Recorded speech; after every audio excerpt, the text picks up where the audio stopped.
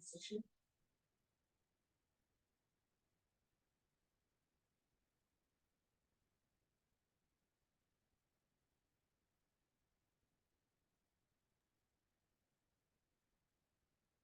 Hi, everyone, and welcome to the Africa No Filter Academy Presents. So my name is Sarah Ozo-Irabor, and I will be in conversation with Bibi Bakare-Yusuf. Bibi is a renowned and just an incomparable academic, writer, and editor from Lagos, Nigeria. She is the co-founder of Cassava Republic Press, a publishing house that was founded in 2006.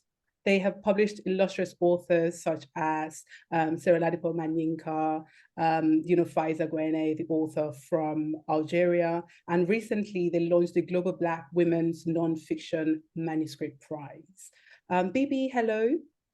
Hi, Sarah. How are you? Very well, thank you.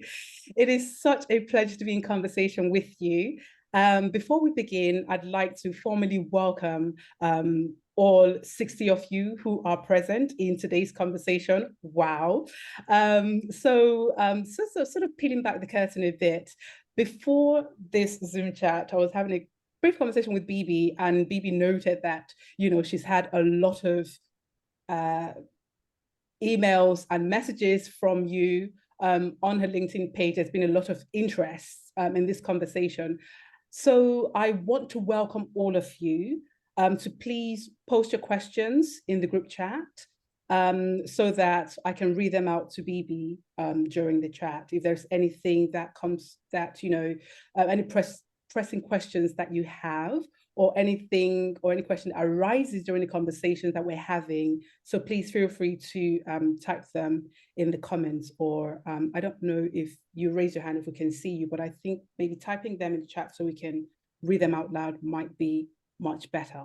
So I also want to say thank you to the Africa No Filter team for organizing this. So hi, Bibi, welcome to today's conversation. Hi, Sarah. Hi. Welcome. Okay.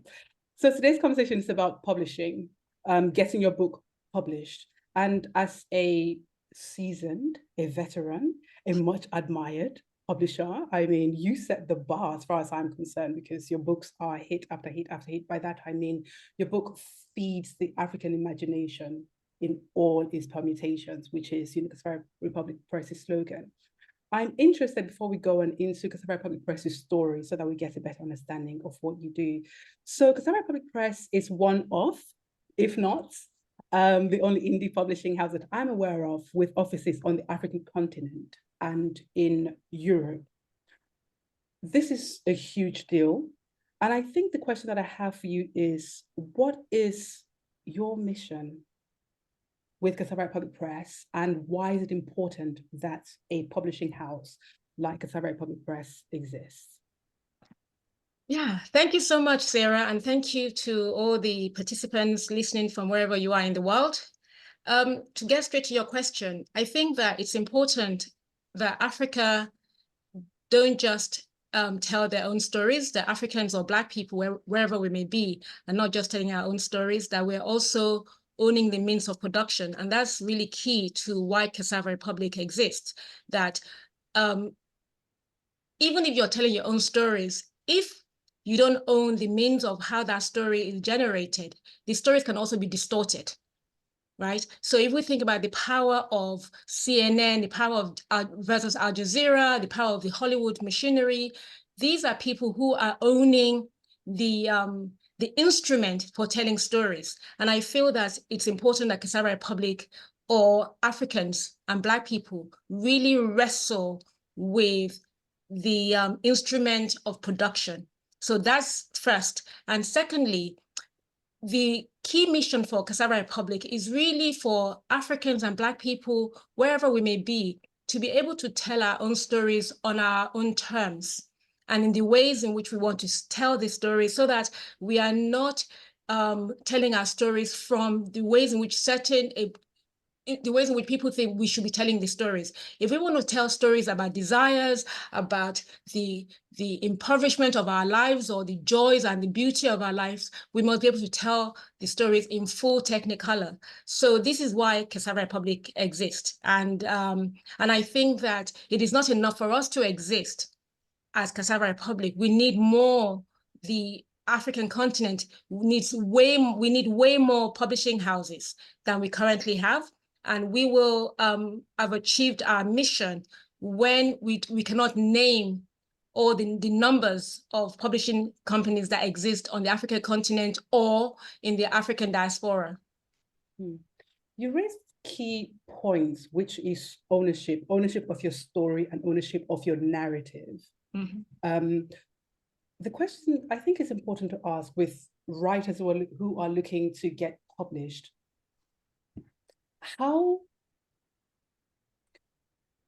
what advice would you give writers who are looking to get published, and in terms of choosing their publishing houses? What should they be looking out for in terms of which publishing house should they look for? Maybe they're publishing genre fiction or literary fiction. Should they go with the big publishing houses, or should they go with the indie press? How would you know which publisher is best for you? I think that any author must really decide on must understand the kind of book they are writing and the audience they think they're writing for. And they should also think about who the books that they've loved, to look at the back of it, to see who's publishing those books, right? And then from that, they can then decide, okay, my book might fit into this particular publishing house or not. So there's no point in publishing, if you're a romance author, if you're writing romance, there's no point in trying to get your book published in a literary publishing house. It won't fly, because they will not be interested. So there'll be a mismatch or a misalignment. So I think it's really important that authors do their homework, they do research to decide which is the best home for them. That's number one. Number two, when you're thinking about home for your publishing, for your book, you also have to think about, you have to get an agent for a start, especially if you're in the West. Most publishers, especially mid-sized to big-sized publishing houses, tend to work through agents. Without an agent, your book will not go through. And even the indie publishers, like even for us as Cassava Republic, we have open submissions, but we also receive submissions from agents. So you also have to choose your agents carefully. You have to choose your agent in terms of what the kind of books they are publishing, they are representing, the kind of authors they're representing, as well as the book you want to write, so that you have an alignment. And once you've decided, okay, I've got this agent, and then you can say, I'm going to write a prospective emails to them on trying to see whether we can meet up and speak, talk to each other. And agents are going to, if they're interested in you, they'll get back to you and they will interview you in the same way that you have to interview them, because it's potentially a long-term relationship. These are people who are going to be responsible for at least your writing career for a while. So you're going to interview your agent, as well as if you find a publisher who's expressed interest in your work, you have to also engage in an interview process. So everyone's interviewing each other to make sure that you can work together. You are aligned both ideologically, as well as in terms of what you want, in terms of your own ambition, whether the publishing house can meet your ambition or not, right? And then you asked a question about big or small publishers. You know, a lot of people tend to think big is best. And sometimes it can be, because they can have the resources to get behind an author if they love them enough, right? But you also have to think that when you're in a bigger publishing house, you will be one among many. So you can be lucky, and you could be the one that they want to put their focus and resources behind. With a smaller publishing house, they're publishing so few authors that they can afford to pay closer attention to your work. So to give you an example, let's say you're working on a literary fiction, for example. with a big publishing house and you have to submit to something like a prize like the Booker Prize, where you could only submit 1, 2, or 3 books every year. And if you're publishing like, I don't know, 50 books in a year, you won't be able to submit more than 3 unless that publishing house has published had authors with many Booker Prize winners. They may be able to publish submit 5. But if you're on a small indie press, you're publishing 10 books, 12 books a year. It's a no-brainer. You'll be able to choose at least 1 or 2 from that. But if you're with a bigger one, you'll have to be one amongst many. So there are pros and cons to working with either a small indie and a big publishing house. And the other thing people often think about is, if I go with a bigger publishing house, my advances are going to be more and bigger and better. Sometimes yes, and sometimes no. So you have to really find who's the best home for you, and the ones who you think has published the kind of books that you like.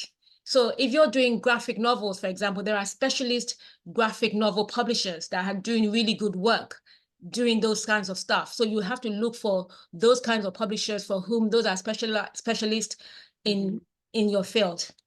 Okay. There are many moving parts from this conversation, right? You have your publishers, you have your agent, then you have, the different publishing houses that specialize in specific genres and specific works. It can be quite confusing for a writer to sort of navigate and know who's who.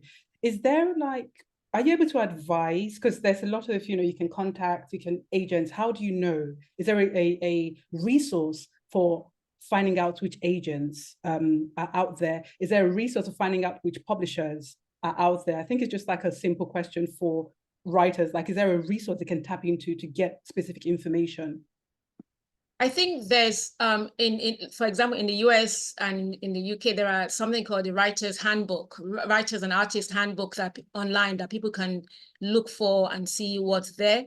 But I always say to people, if you're going to be a writer of any particular genre, you're going to have, you're probably going to be writing within what you're already interested in. So, and it means that if you're a writer, you're also a reader. And if you're a reader, then look at the books that you have already read and see because a lot of authors tend to would acknowledge their agent. So I think your first port of call is to look at the books on your shelves, the ones you're reading, you've read recently, and look at who they've acknowledged as their agent. And then you can then go through that, look at them as a first port of call. And then you can really go online. It's like literally, when you type in on Google, literary agent for romance, agent for nonfiction, agent for crime, the information is literally out there for people to Google and research. It's not it's available, so I think it's really about deciding on what genre you're working within. I think when we talk about the West, there seems to be a more structured system in the West. You can have access to information like the authors and writers handbook. That's very easy to get a hold of this on Amazon. But what about writers who are based outside of the West, on the African continent, in Asia, who want to be published within their local markets? Is there any specific knowledge any specific information you can give them in navigating the Nigerian market, more specifically in the West, in UK, North America, Canada, in UK, North America, and Europe? Agent is the norm. It is my understanding that on the African continent, agenting doesn't work in the same way as it does in the West. So is there any specific advice you can give people outside of the UK, Europe, and North America who are looking to get published and in navigating their space? Yeah, thank you for that. I think for a lot of, on the continent, there are maybe the agenting culture is only just beginning, and that's mostly in South Africa. There's 1 or 2 agents, and they are mostly white. There's a foreign, a Dutch white woman based in South Africa, and there's another which I've just come across. So there are two agents I'm aware of. The name escapes me now, but so those are the two agents I'm aware of and they're in South Africa. And so most on the continent, authors would have to contact the publishers directly. So it is when they have openings, they have submission dates and deadlines. And if you're interested in a particular publisher, let's say if you're in Nigeria, there's Cassava Republic, there's Narrative Landscape, there's Masobe in South Africa, there's Umazi, there's Penguin Random House, there's what's it called? Jonathan Ball, if you're interested in nonfiction. So you have to contact them directly and send them a prospective letter to say you're interested in this, and then they can tell you their guidelines and stuff. And a lot of those publishers would have on their website, their submissions guidelines. On their pages, there will be a submission section. So now let's talk about the specificity of getting published. What are your specific criteria? What do you consider when evaluating which manuscripts to publish? Because you've talked about the slush pile, which is, you've talked about the open submissions. So what specific criteria does the writer have to meet for you to decide to publish the book out, from the submissions? And what do they have to submit? What does the submission entail? Yeah. So I think for us, I can't talk for other publishers, but generally for us, we are looking for a book, a manuscript that's doing something really interesting and different. So first and foremost, decision to publish any book is totally subjective. Okay, there's no science to it.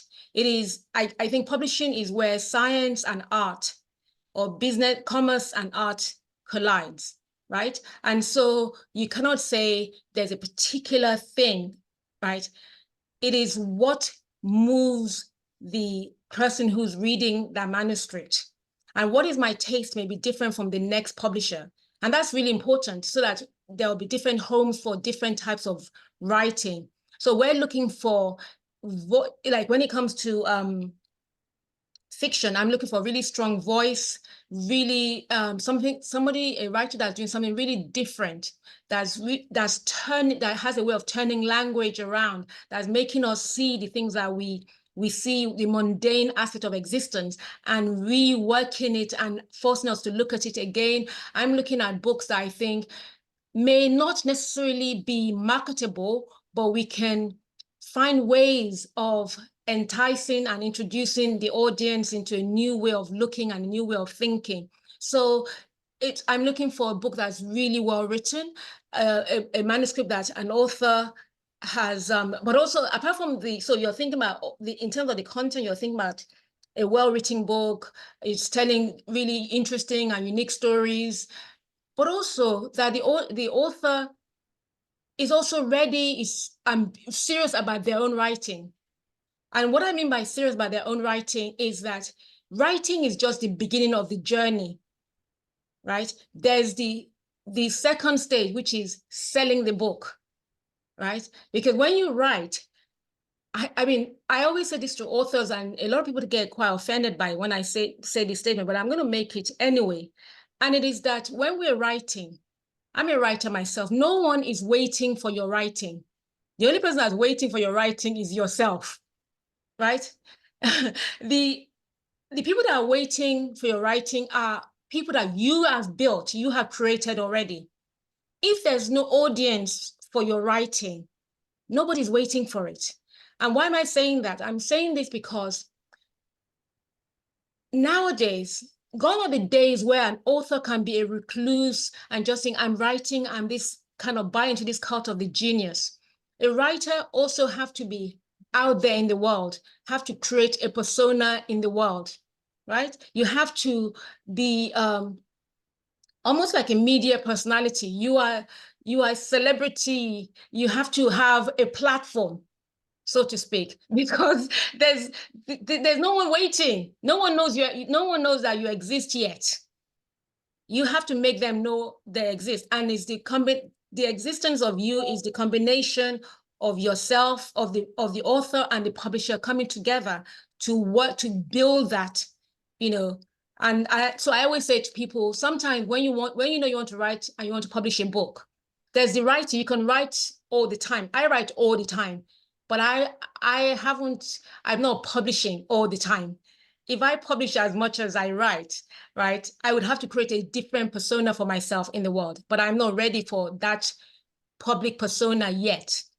So if you are interested in writing and you're interested in writing, but more importantly, you're interested in publishing that writing. So there's a difference, because a lot of us write privately, right? Is when you want to move to publishing, then you have to now start thinking, because what is publishing? Publishing is to make something public, is to make ideas public. And the moment you make ideas public, it means that you that is making those ideas public, you have to also be in the public realm. So what are you creating prior to that? You saw me responding when you said you have to have an online persona. You have to, you know, because writing is a solitary, well, I imagine writing to be a solitary undertaking. And, you know, a lot of the writers that I know, they tend to be quite reserved and, you know, quite reticent. So to sort of expect them to go outside of themselves. So I think the question that I have for you is that how is it necessary that the writer must have a public persona, an online presence for them to be published? If not, are there, I mean, where does marketing come into it? The publishing house's marketing team, where do they come into it? And how do you sort of strike a balance between an unknown publisher, an unknown author, and the work getting published? Because it's quite daunting in this day and age. Okay, if you think that in the UK alone, for example, over 5,000 books are published every month, okay? And there are only a few hundred press media houses, print media, that's going to be reviewing books. And the pages of the review pages are getting smaller and smaller by the year. Okay, so that means that most of the books that are published in the UK will never get reviewed in a newspaper, in a magazine. Okay, most books will never get reviewed. I mean, if you're reviewed and if you are, if the press takes you on, then that's amazing. That's a great stuff. So we are in a unique position in history that we are not only reliant on the taste of the press. We have book talkers, we have bookstagrammers, we have all kinds of social media that publishers can promote an author through. But whatever a publisher does, it doesn't match the kind of work the author will do. Okay, so I think that when we send an email to somebody, to a press person, or even to a blogger, for example, they may ignore our emails, but an author sends it to them. They respond. And why do they respond? Because people like the idea of authorship. People respond more positively, right? So if an author at the early stage of their writing, when they decide they want to publish, start thinking about their audience, because the reason why they want to publish is because they want their book to be made public. And if you want your book to be made public, then you have to think about the public that are going to receive your book seriously, right? You cannot just leave it to your publisher alone. You've created this amazing work, right? So that amazing work is just the beginning. You have to then look for ways, and in relation to your publisher, in conversation with your publisher, how to expand the public readership for your book, for this book that you've done. So I think that for many publishers nowadays, we never used to where my friends in publishing in the early days of Cassava Republic, they will say, so what's the social media? How many people, this author you're acquiring, how many social followers? How many followers? And I would say, I don't really care. I like the books. What I care about is the work. Mm-hmm. Over time, we have seen the difference between an author that has an online persona and the ones who don't. And what that means. And that's not to say that the publisher is not going to do their own work, because don't forget, the publishers are going to spend money sending out ARC, advanced readers copies, to everywhere, to bookshops, to all of these other places. So they're doing other work, but there's also the other work that an author can do that would help to increase their audience, to prepare the audience for their books. For the book. Okay, I'm going to offer some point, but then I'll read the Q&A afterwards. So if you have any questions, please type them using the Q&A option in the chat, and I'll read them out. On the subject of authors, I know that when you hear that authors have to become more visible, if you're like me, it's like someone has poured cold water on you, like, I've got to be a TikToker, I've got to be a Bookstagrammer. You can, but there are other ways in which some authors that I have experienced have navigated it. For example, when Cassava Republic Press was republishing the 10th anniversary edition of Independence by Sarah Ozo-Irabor, the author herself reached out to bookstagrammers. So you have readers in the Caribbean. She reached out to readers in the Caribbean, readers in Kenya, to get in touch with them directly to say, I've got this book coming out. Would you like a copy of the book? And she sent the book to them. These readers had not heard of Sarah Ozo-Irabor before, but she found them out using Goodreads. So authors who are looking to get published, Goodreads is a really, really good platform to get readers. So you join, there are different groups on Goodreads you can join to find out readers who read your specific genre. There is also an app called Storygraph, a great app that you can join community of readers. You prime them ready for your books. You can use the hashtag Bookstagram on Instagram, the hashtag BookTalk on TikTok to find your tribe, as Bibi has been talking about. If you're writing a genre, find your tribe within that genre, get in touch with them. They will do the legwork for you. And so you don't have to feel that you're overexposing yourselves in that way. But there are other ways of navigating social media. YouTube is also a great source as well. BookTube is also a great source as well. So one of the questions, Bibi, is, are you able to recommend, or do you have examples of agents or publishing houses that publish in other languages beside English?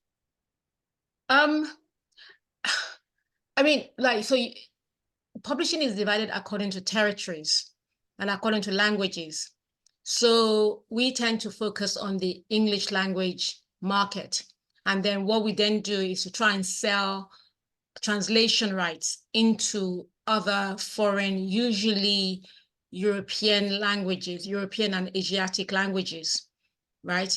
And so, that's a whole world of publishing that is that's similar but different.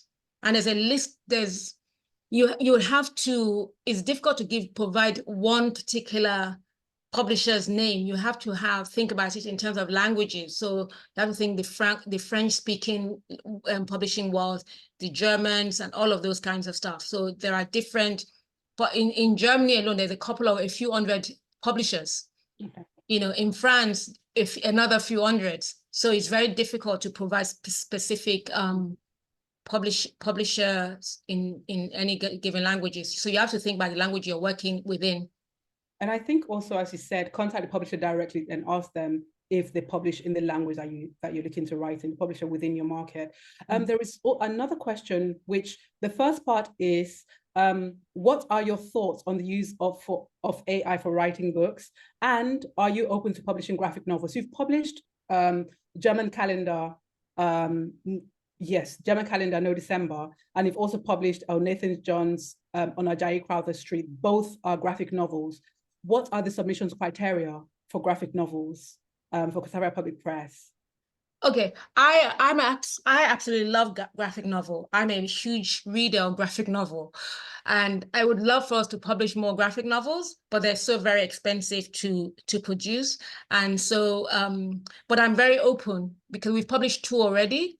So, and we were able to publish them through grants and stuff. But it's something that is an area of publishing that I really want to develop, because I think that graphic novels offers a way for people who might love reading, but they don't have they cannot withstand the long well, people who need both the visual element and short spurt of It story. also breaks the mundanity of reading just long prose Just as well. exactly. Yes, I love graphic novels.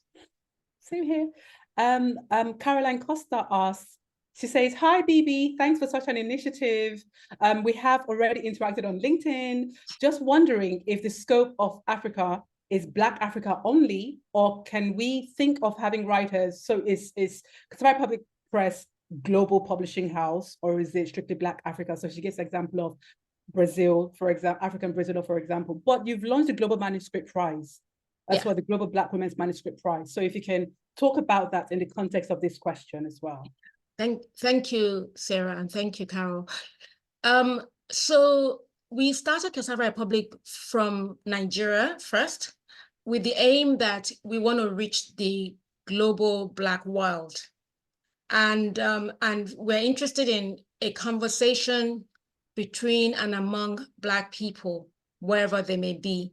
And that doesn't mean that we don't want other people to participate in that conversations that we're going to have. It is to have Black people speaking to each other, understanding each other, so that they no longer become strangers to themselves. So that people so we always say from Benin to Bahia, so that people in Bahia can understand what's happening in Benin, so that when the George Floyd happens in the US, we can make connections with Marikana in South Africa.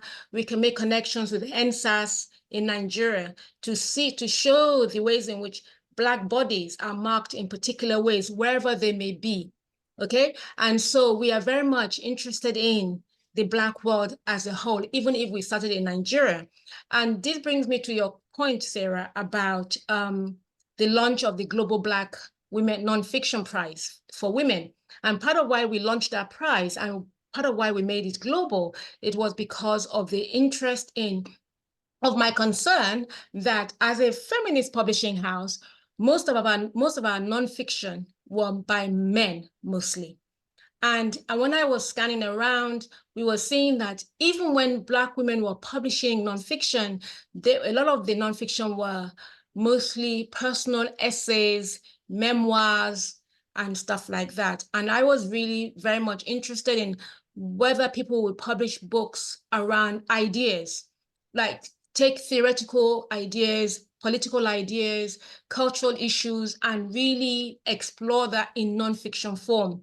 You know, I'm looking for who are the modern day Frantz Fanon, who are the modern day contemporary Bell Hooks, Angela Davis, who are the people writing the way that, you know, I want to read books about today from the lens of Black women. On issues around history. What is our response to climate change, for example, and climate justice? Who can give us a mapping of the historical in the historical ideas of the climate and all the different ways in which Africans and Black people all over the world have thought through ecologies of existence? How do we think through all of those things? So this is why the nonfiction exists. So we're definitely looking for nonfiction from across the Black world. So thank you so much, Carol, for your question. There have been a few questions in the Q&A about publishing nonfiction. So I believe you've answered that. Also, is the submission criteria different for nonfiction? And do nonfiction writers also need an agent in the way fiction writers do? Or are the rules the same for both? The rules are the same for both, but nonfiction writers can get away with not necessarily having an agent. But I always say to authors, if they can, get an agent. But if you can't, it's not the end of the world. You just need to find publishers who are ready to publish unagented authors. What an agent does, by having an agent would help authors to negotiate a better deal. Well, a good deal, not a better deal, because with or without an agent, the deal I'm going to give is going to be the deal I'm going to give. But it's just that an agent would allow authors to understand the some of the nuances and the intricacies, which rights they should hold for themselves, which rights they should let go of, and stuff like that. And publishers, I tend to prefer dealing with agents, because agents act as mediators between publishers and author. So when an author sometimes authors can become unreasonable. Likewise, publishers. So an agent, if a good agent, will balance out the two. So it's always good to have an agent, but I think that if you don't get an agent, it's not the end of the world, number one. And number two, people have the myth that, oh, if I don't get an agent, a publisher will cheat you. Publishing is an industry where people don't really make money. It's really a lot of love, right? So people are generally quite ethical. As from what I've seen, a lot of people I've met, they're always looking out for the best interest of the author. And sometimes things will go wrong and usually when things go wrong, it's usually because of mismatched in expectations. And people having certain ideas of what the industry is like. I remember we have an author who has written a very, very literary book, beautiful, gorgeous literary book that I absolutely love. But I know that the audience for it may not be now, because the mood and the taste of the season at the moment is not that kind of book. But it's important that that book exists. But in the author's head, they're thinking, I need to sell 100,000 copies. That's their ambition. And you have to kind of like calm them down. An agent would like say 100,000 for a book. If you get 500 people, you'll be lucky, right? So you have to kind of an agent helps to balance things out, You touched on a very important and usually contentious topic within the publishing space, the matter of royalties. So to demystify the subject of royalties as much as you can, is there a standard, is there like a standard royalties and advance payments that an author should expect? Like, how are they calculated, and how do these royalty agreements, do they differ from genre to genres? Could you just demystify the royalties thing for us, please? Yeah. Okay. So and also different markets, do they differ within markets as well? Absolutely.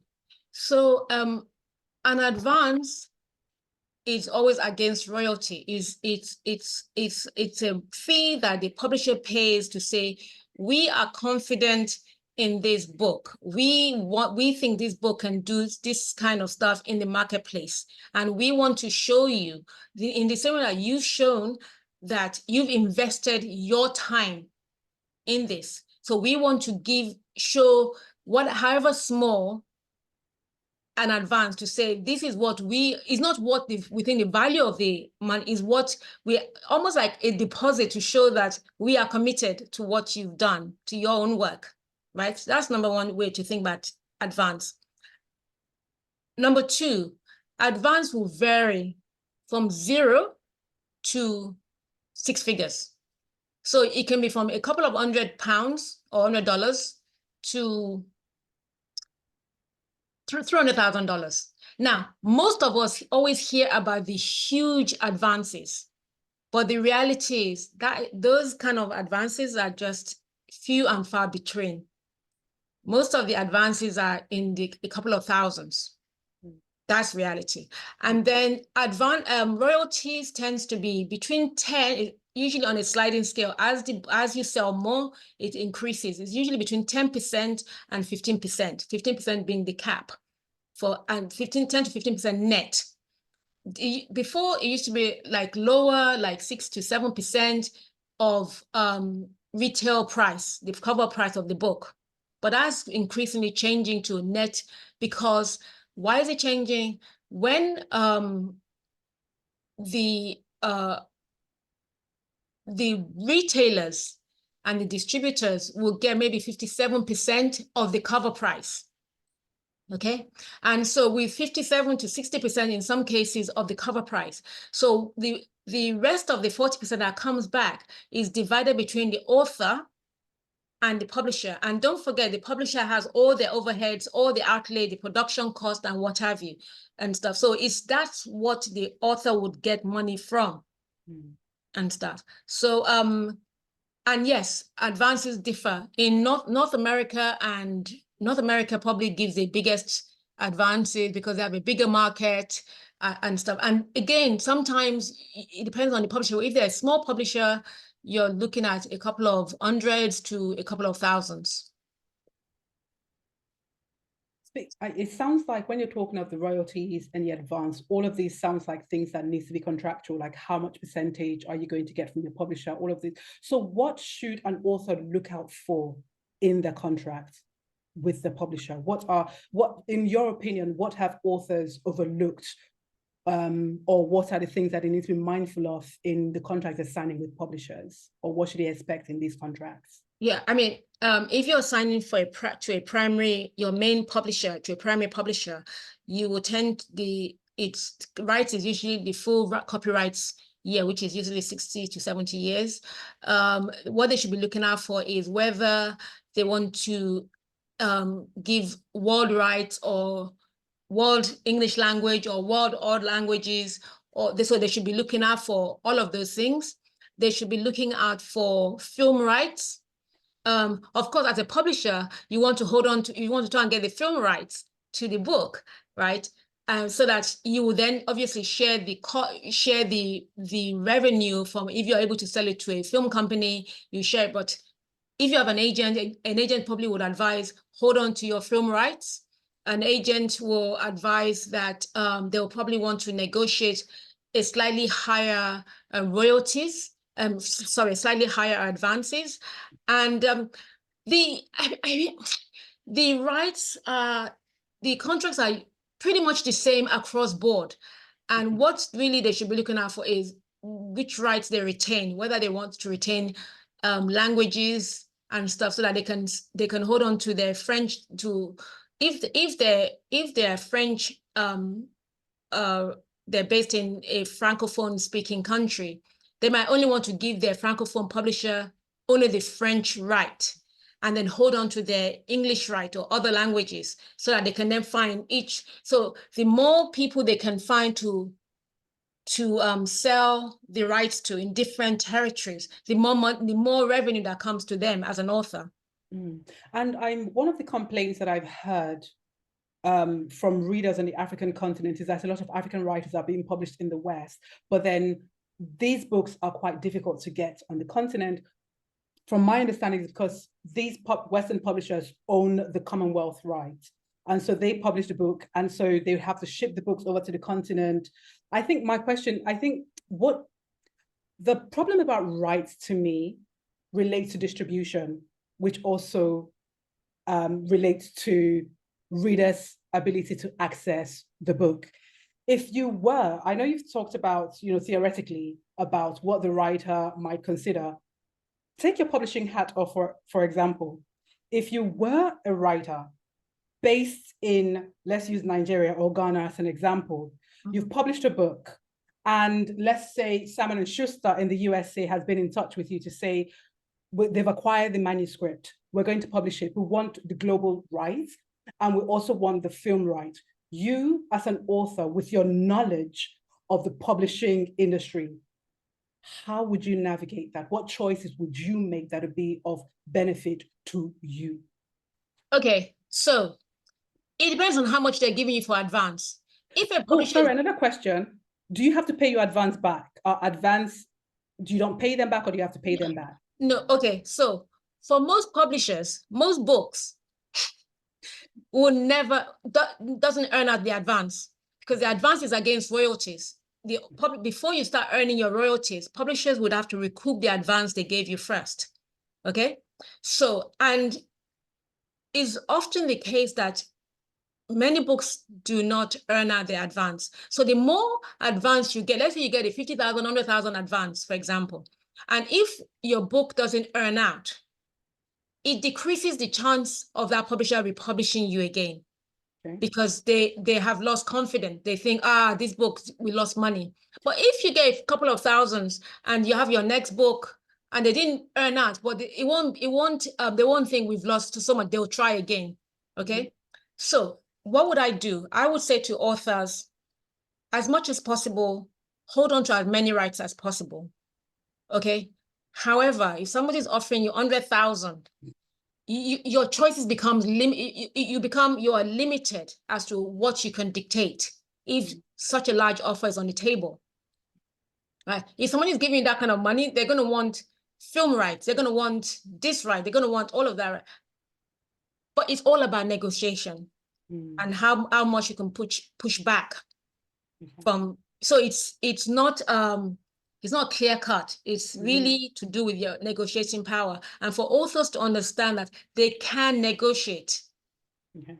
As much as they're excited that a publisher is interested in them, they should also be open to negotiating, to really think what is the best. And I also think, get a lawyer. If you don't have an agent, get a lawyer to look. Don't try and look at your contract by yourself. It's a contract. It's a legally binding contract.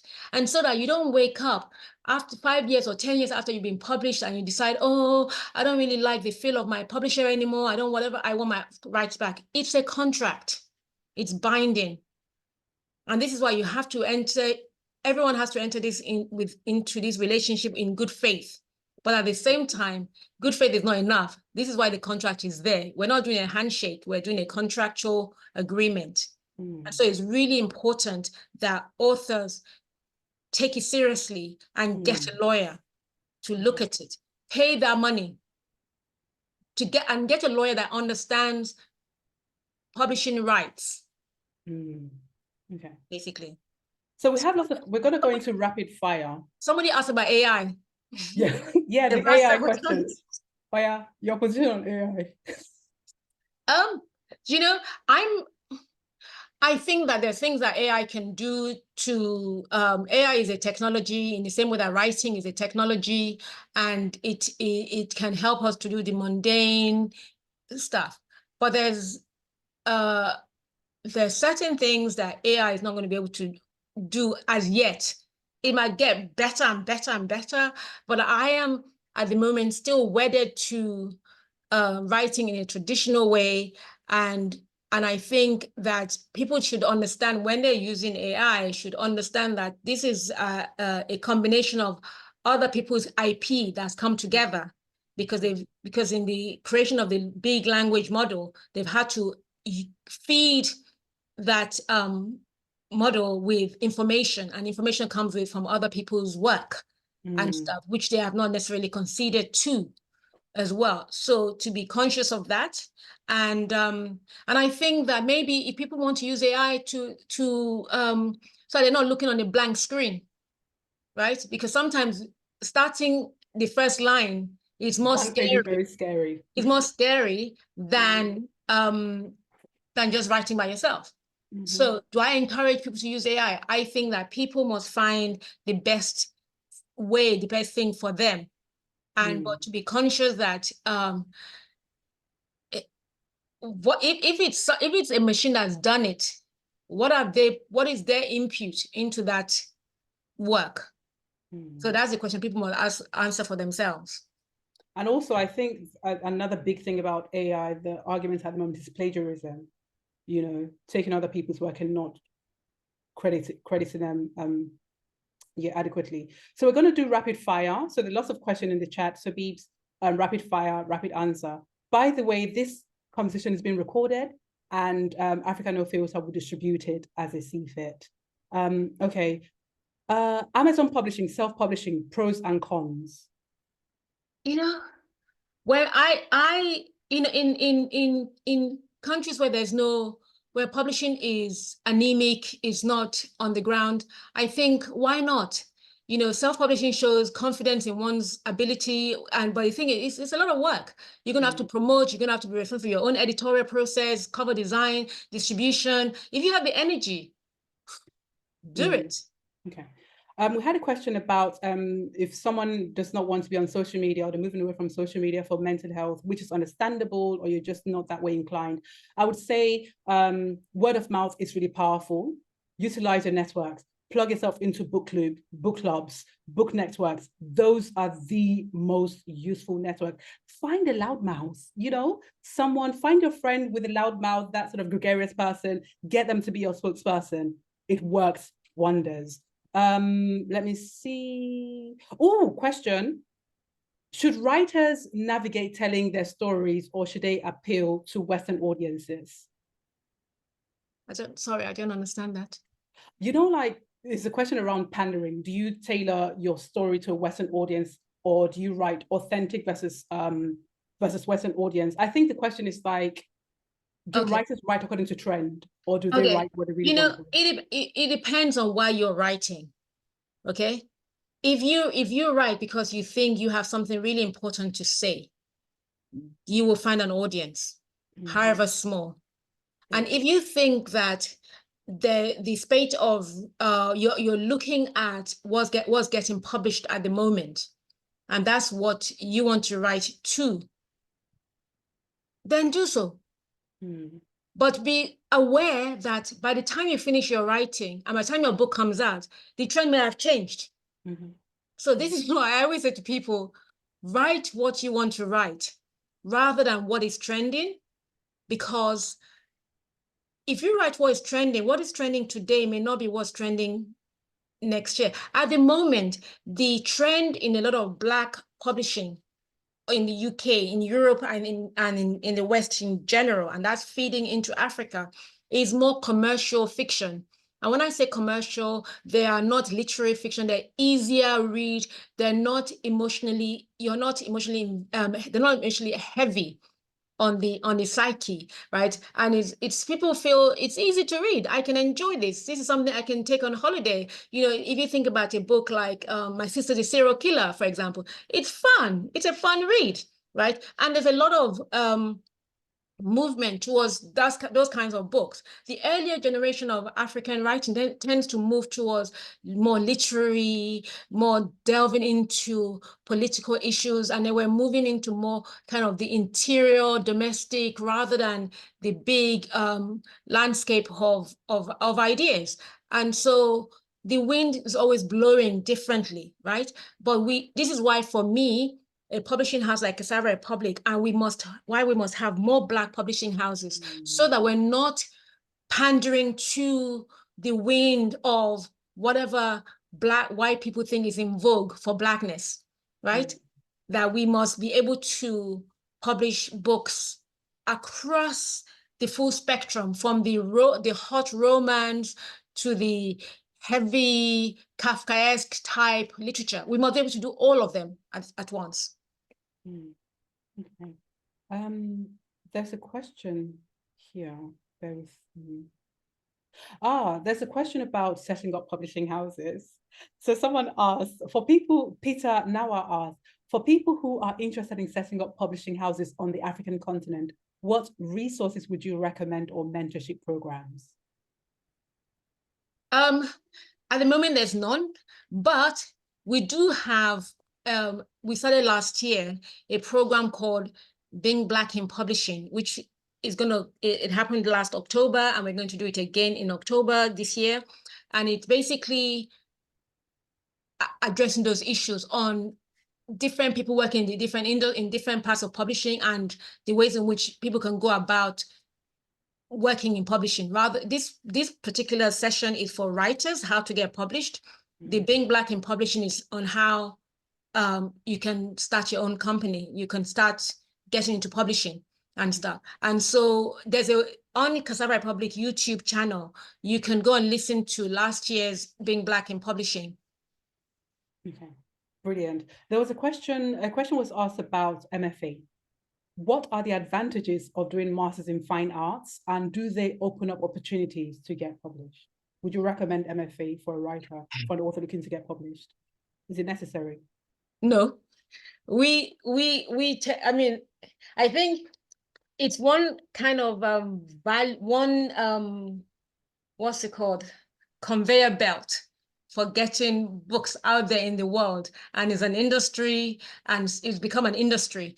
And I think that some of the best books I've read are not by MFA, people who've done MFA. So I think if you are, I don't think you necessarily have to do an MFA to write a good book. I think that MFA can give you, if you don't have time, if you're time poor, it can give you time to be still and do nothing but focus. In the same way that doing a PhD, I always say to people, you know, if you don't know what to do with yourself, do a PhD. You'll never regret it. It will give you time, 3 years or 4 years of your life that you'll never ever have that time ever again to sit and study something for 4 years. It's wonderful. So but the thing I often find is I can always tell an MFA writing, somebody who's gone through an MFA, invariably I would say, this person has gone through MFA. By the time we kind of go into it, when you find out that yes, they have done the MFA. So is that a pro or a con? As people can take it as they want. Okay. When you talked about the Global Black Women's Non-Fiction Manuscript Prize, you didn't talk about the submission deadline and the frequency of the prize. The submission deadline is in June this year. And if you go on our website, cassavarepublic.biz, there's a section called Project, and you will see information about being Black in publishing. You will see information about the manuscript prize. And we are also going to be doing in June, end of June this year, in South Africa, we're going to be doing a nonfiction writing workshop for Black women. So the information will go up early next week. And so people should check out the website if you're a woman and you're interested in nonfiction writing. And the focus of the workshop will be on nonfiction, and the theme is going to be on taboo. And so, yeah. And then in September, we're running a nonfiction editors workshop, again for Black women. And I keep talking about Black women only because there's been a huge deficit of Black women writing nonfiction in the way that I think we should be doing. This is why we're focusing on that. And the manuscript prize, this is the first year. We're still testing it out to see how it goes, and then we'll look to see if we can get more funding to continue it as a biannual, as a twice every 2 years. Okay. So please, for the audience, share the resources with your network and the information about the manuscript prize. So Bibi, we only have 1 minute left, but I'm going to aggregate 3 questions into one, a big ask, but I think they're quite quick answers, quick questions. So Tolu Ojeshina says that they noticed that Cassava Republic Press is currently closed for submissions. Could you share when the submissions might reopen? Submission will reopen when we clear the backlog of submissions that we currently have. Okay. Because we're a small team of 5, okay? And the small team, there's 3 people in editorial, and we have to read through all of those, like hundreds of manuscripts that come through, as well as try and edit and try and market and sell the books and all of that stuff. Okay. An anonymous attendee wants to connect with you for an event with their organization. Can they contact you via Cassava Republic Press or via LinkedIn? Probably via LinkedIn. Okay, so please contact Bibi via LinkedIn. There was another person who asked about pen name. About what? What are your feelings about authors publishing with pen names or aliases? Please do. Okay. Do whatever is going to protect you. Okay. Oh, okay. And this is not the first time we're publishing authors with alias and stuff. Okay. Even Toni Morrison, her government name is different from the name Toni Morrison that she used to publish. Okay. Finally, what resources do you recommend for unpublished writers?